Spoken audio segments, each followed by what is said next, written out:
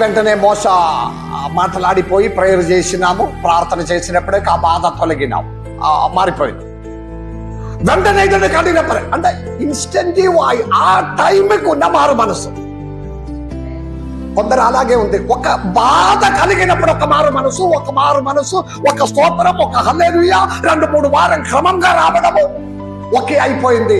మళ్ళీ తదైవం, మళ్ళీ చర్చకు రాదు, ప్రార్థన లేదు, ఆరాధన లేదు, చప్పట్లు లేదు, స్తోత్రం లేదు, ఏమి లేదు. మళ్ళీ ఒక బాధ పడాలి, స్తోత్రం చెల్లించడం లేదు. మళ్ళీ 2వ బాధ పడితేనే తాత్కాలికంగా ఏదో ఒక మారు మనసు.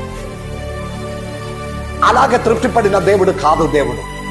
సమస్త దానిని నాశనం చేసిన 10వ బాధ రాబోతుంది. చేతులెత్తి స్తోత్రం చెల్లించండి. సదాకాలం వాదించిన దేవుడు కాదు మన దేవుడు.